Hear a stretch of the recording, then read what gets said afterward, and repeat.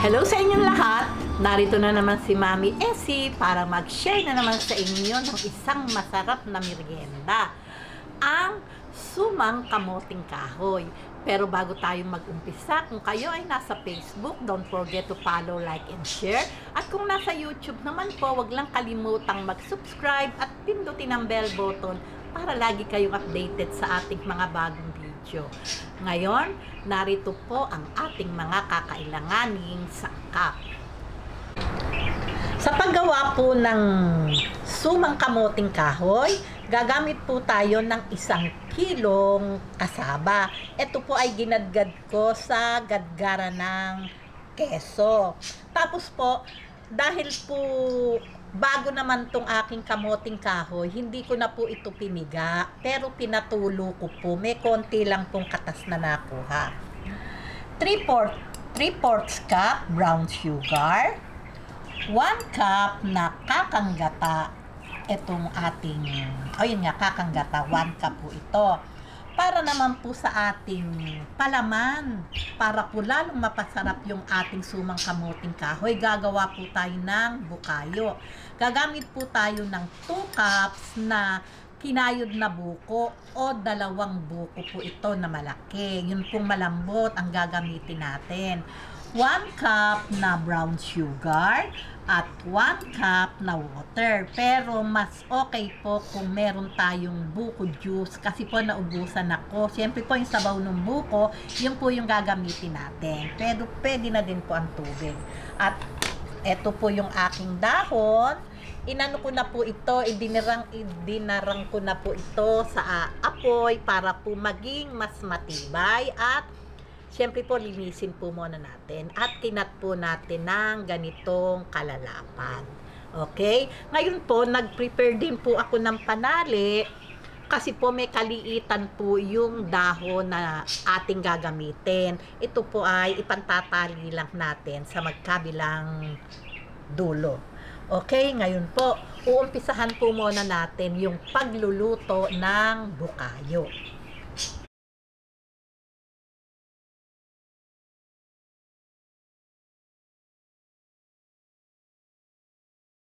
Lagay po natin tong 1 cup na water.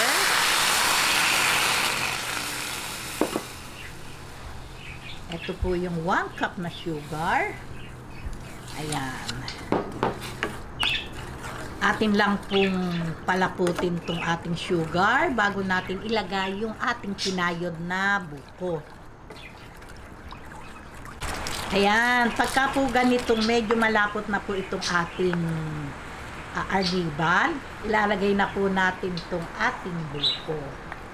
Ayan. Hahaluin po natin. Ayan. Halu-haluin lang po natin hanggang sa ma-reduce yung kanyang syrup. Ayan. Pagka po ganitong na-absorb na po ng buko yung syrup, okay na po yan.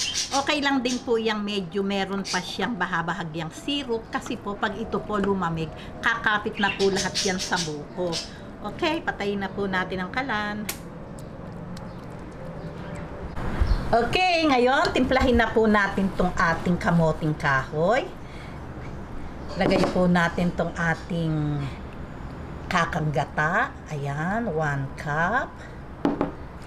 Itong ating sugar, 3/4 cup. Yung pong sugar, kahit po yung nasa inyo po iyon kung gusto nyong gamitin, yung mas light, pwede po. Kaya lang ako, parang masarap tong dark. Kaya nag-dark po ako. Ayan, i-mix lang po natin hanggang maghalo-halo sila. Ma-mix silang mabuti. Ayan, pagka po ganitong mix na sila, uumpisahan na po natin yung pagbabalot. Ngayon, heto na po yung ating dahon ng saging. Umpisahan na po natin yung pagbabalot. Ayan, syempre po yung laki, nasa inyo po yun.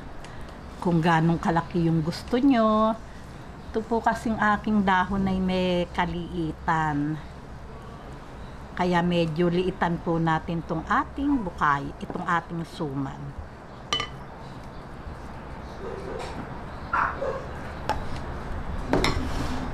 Ayan. Siyempre po, masarap. Maraming palaman. Ayan, ganyan lang po yung ating gagawin. Tapos, atin na po itong pagsalikupin. Okay lang po iyang medyo nakalabas yung ating buko. Ayan. Saka lang po natin ibabalo.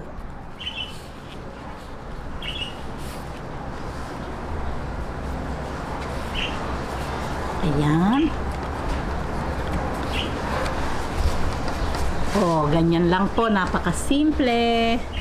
Ayan. Tuloy-tuloy lang po nating ibalot.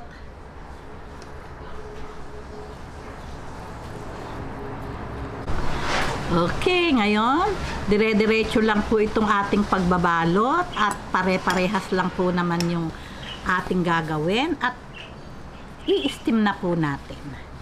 Ayan, ganyan lang po.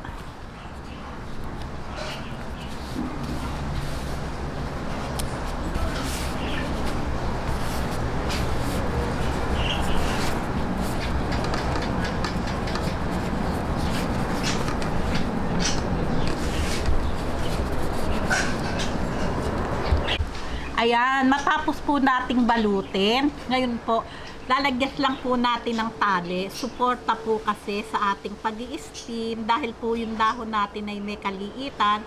Ayan, tatalian lang po natin ng ganyan. Ayan.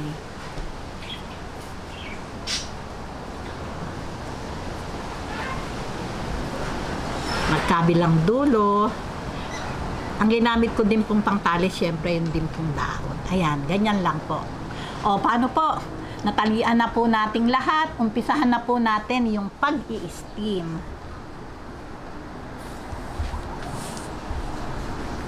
Ayan, kumukulo na po yung tubig sa ating steamer.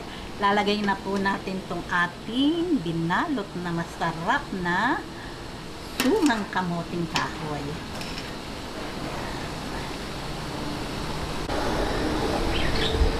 Ayan, ngayon po, i-steam lang po natin yan. Sayang po itong dahon. Atin na pong ipangpatong. Ayan. Atin pong i-steam to ng 40 minutes. Okay, babalik po tayo pagkaraan ng 40 minutes. Ayan, after 40 minutes, eto na po, talaga naman pong napakabango.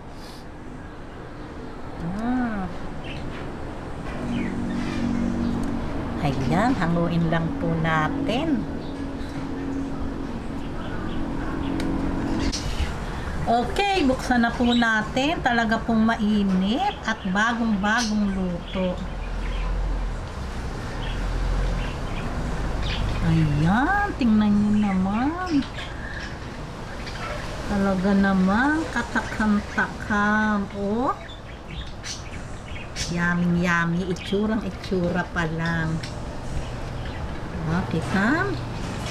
O, paano po? Siyempre po, tikiman na po tayo. Okay, tikman na po natin. Mainit pa po. O, tingnan nyo naman. Talagang tikiman na.